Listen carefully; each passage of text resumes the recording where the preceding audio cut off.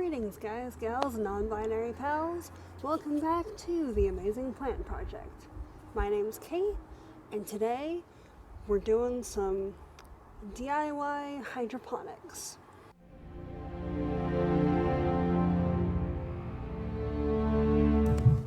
Now, for the purposes of this particular round, we're going to be using some pre-done kits, essentially. Both of these I found at TJ Maxx a while back and just happened to have them. So we've got Cress and arugula and pansies. Now, something to be aware of, when you're doing hydroponics, the roots are in the water. Editing Kate here. In most cases, the roots are in the water, but in the case of the wick system like we're using now, they're contained in a basket and don't directly touch the water. It's kind of like that. So this is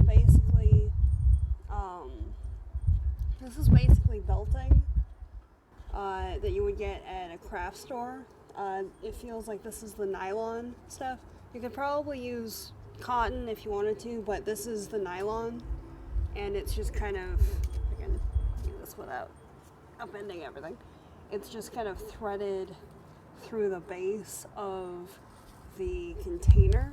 So yeah, for this one at least, the roots would all be contained in the little metal bit, and it's designed so that you can either have the plant inside and just self-contained like this, or you can transplant it into a larger container outside, and then you have the rocks and stuff for drainage and whatnot in there as well. So we've got everything in there, and we'll get into that in a second, but you want it to be able to fit in the top there. And for these, the jars that are provided have the separator securing ring, like you see with certain canning jars, so that you can screw it down and secure the top bit later. So there's that. And then for this one, it's a slightly different type. So it's got like the cocoa liners that you kind of see sometimes for window boxes and stuff, but otherwise it's the same general principle. It's got the same nylon strapping and the seeds and the growing medium in there. You can create your own version of that if you have pieces of the nylon belting.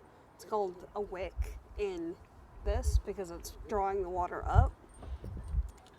I would highly suggest either having a jar that has opaque glass, or if you have something like this and you want to recycle the jar, you can just put paper or something around it, just because the roots don't like to be exposed. And I would do experiments with it for this one, but as you can kind of see, the jar's lip isn't wide enough to let the pod, if you will, sit in there comfortably, and I want to find a jar that it can actually sit down in there so it's not flopping around everywhere. And then there's also smaller ones available for that at certain stores. So I'll go into that in another video later, but for right now, there's that. So we're doing these two, and far as I'm aware, it's got everything that we need in there, plus some water that I've got over on the side here. So let's get into it, shall we? We shall. Alright, so one sec. So let's start with this guy. So take the lid off, and this is everything that comes in there. Okay, let's try this bit by bit then. Activated carbon. That's interesting. Plant food. So we've got that over there. More carbon. More plant food.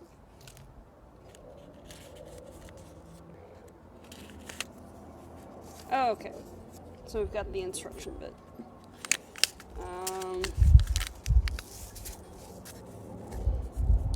And I'm not sure if it's wanting to do the cress as one set and the arugula as one set, or cress and arugula together, which is why there's two of everything. So, we'll see. Okay, so, looks like the seed packs can either be planted together or one after the other, just depending on what you want to do. So it's saying to pour 2 cups of water into the jar and then put on the jar ring, that's this guy, but it shouldn't touch the bottom of the pot, which makes sense. I mean, it's metal, so there's that.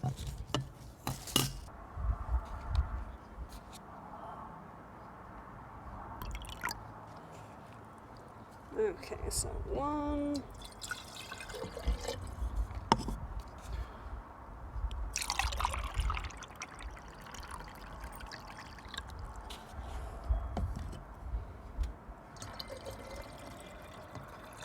2. Alright. So 2 cups are in there. You can kind of see that it's... Where's the... It's filled to about here, so not halfway. Alright. Okay. Then the jar ring. Okay, and then take the net pot and pull the wick loop up so that it's 1/2 inch below the top of the pot. Okay, so 1/2 inch would be about there. So I guess like that. Oh yeah, that would make sense, because then it would distribute the water all through here. Okay, all right, that's interesting, but cool. Okay.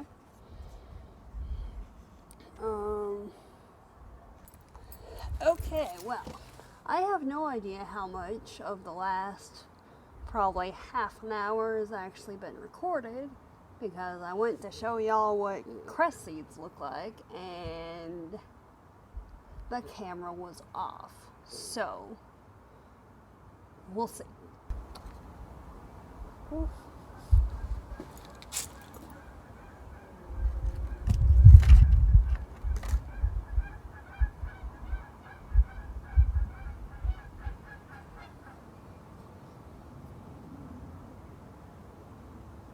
Okay, there we go. They're kind of a reddish brown, orangey sort of color. Pretty tiny, like a little bit smaller than, about half the size of flax seeds, which is pretty cool. Alright, so it's wanting 25 or 30 of these. I'm pretty sure that's just because, you know, to make sure that it's actually a viable or potentially viable amount that you're working with. Alright, so we've got this guy over here, and got the growing medium that came in the bottom.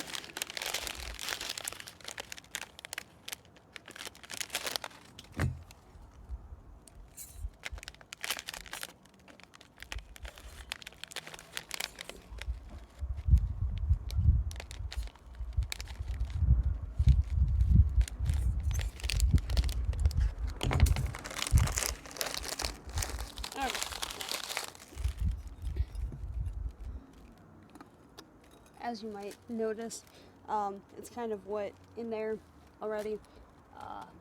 There was a bit of a mix-up and stuff, so I had to redo that.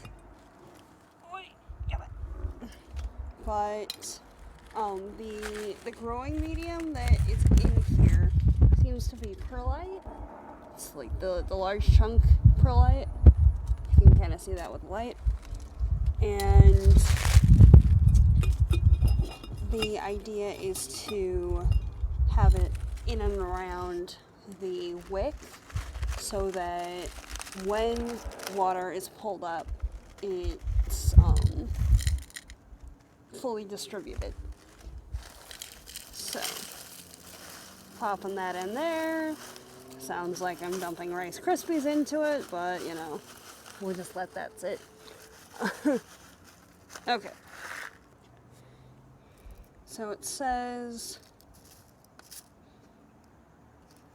okay, so that's about 1/2 inch, and it's wanting both the wick and the growing medium to be about 1/2 inch from the top, and then you're supposed to discard the rest of the growing medium. But at least for mine, it looks like that's about 1/2 inch anyway, so we'll just leave it at that. Okay. Yeah. Where's the instructions? Okay. Here they go.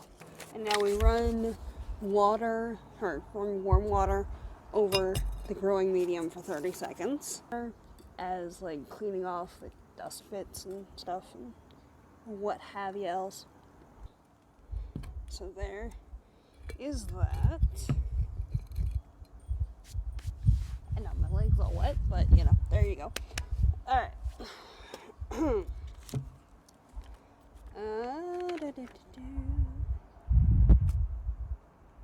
Okay. Place 1 cocoa pith disc on the top, and then sprinkle with water. Gently spread the cocoa on top of the grow medium and pour a carbon packet evenly over the cocoa medium. So the cocoa pod is good for helping germination because it kind of absorbs moisture and helps kind of keep it on the surface where the seeds are so they can germinate easier and the water doesn't all just rush out. So, okay. Now, the reason that it's wanting you to pour water in it over a sink, I'm thinking, is to get the excess debris out and stuff.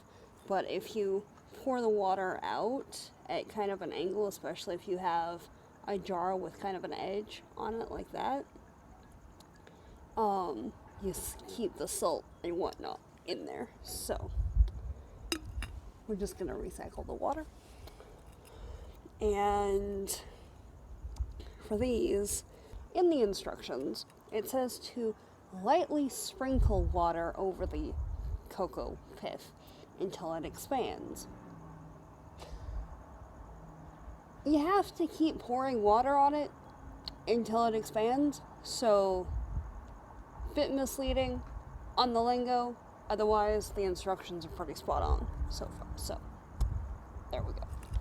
Alright, so this is the cocoa pith, and you put water on it until it expands, then put the charcoal, the activated charcoal, over it, and then you can put the cress seeds in there. So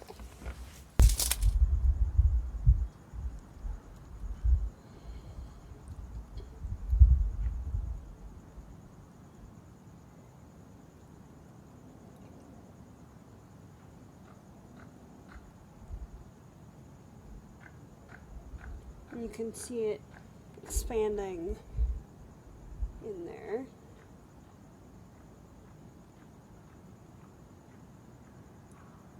There we go. And I don't know if you can tell, but from this angle, This is pretty well saturated and the top is, but the sides, like right in here isn't. So I'm just gonna add some more water right there. And you can see it expanding even more.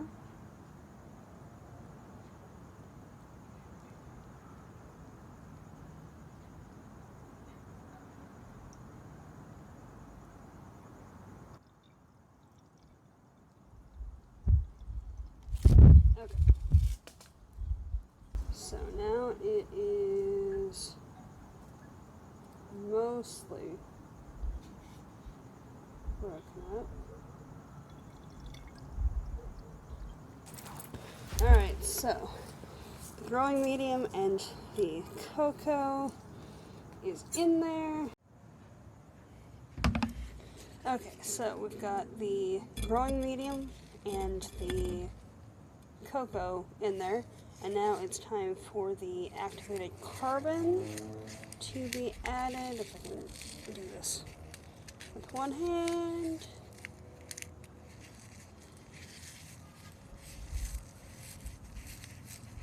Okay, there we go. So that's what it looks like.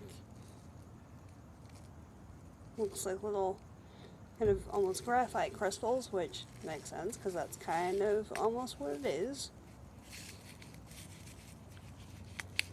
And okay. Put that in a little bit more evenly. Okay, there we go. Spread this around. Okay.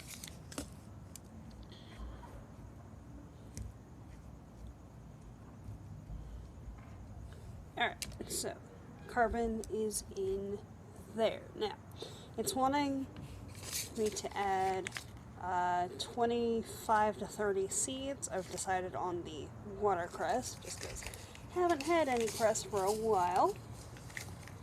And it's a pretty tasty thing to add to sandwiches and whatnot.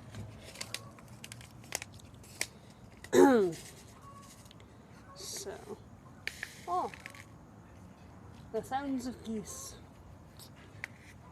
Whether or not their calls are being picked up, I have no idea. But there we go. So,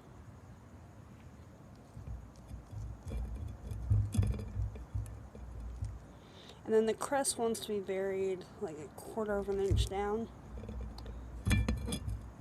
That is not a quarter. There we go. Come on. Work with me, seeds. Come on now.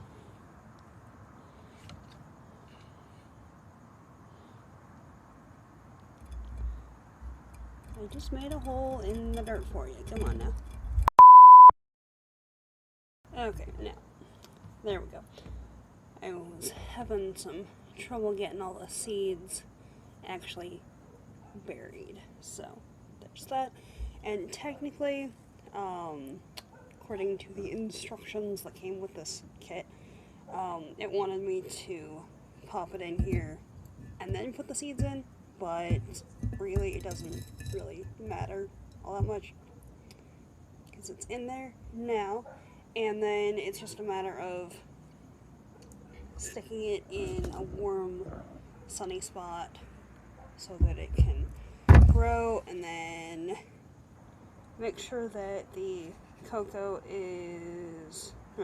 pith is damp, not like wet, but like damp.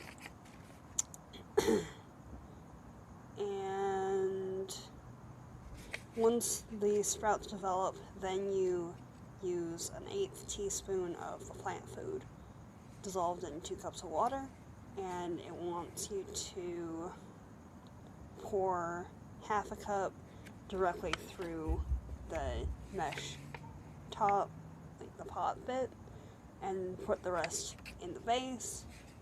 Just switch out the water that you have in there, which makes sense. And then as it's running low on water down here, then you just add more through the top. Right now it's about half filled, so that gives enough space for the wick to get down and bring water up to the plants. So it's self-watering until there's no more water left in there, and then you have to refill it. But you just have to like pop it out and add some water. But after that initial bit, you just water it through there until it's at a sensible height. So yeah, that is it for that. I was going to do the pansy, but I'm going to hold off on that for right now and just concentrate on this guy and implement any additional suggestion option things for that, especially because it's a different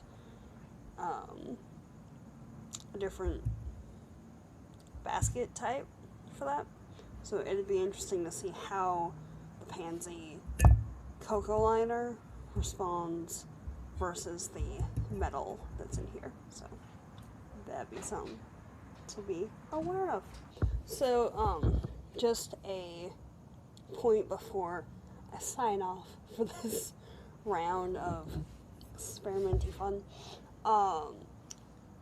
When, like, the first time that I tried doing hydroponics, I ended up using soil instead of the growing medium, and you don't want to do that. The growing medium cuts down a lot on potential pathogens that the plant would have to deal with, and basically eliminates weeding and stuff. It gives you a lot more control over the microenvironment that you're working with, and there's a lot more possibility of mold and soil-borne illness, diseases, what have you, with a soil base instead of a hydroponic growing medium sort of base. That, and if you're trying to use soil in hydroponics, it just makes the entire situation real muddy real fast, as you might expect, because you're pouring water through dirt,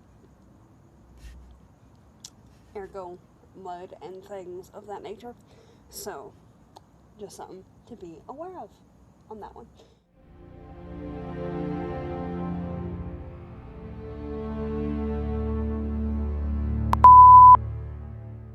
So before, there were just a few straggly bits. They were just kind of like in the middle here and hanging over the sides, and now there's a few that are hanging over the sides, and it doesn't seem like the roots are all that deep into the growing material.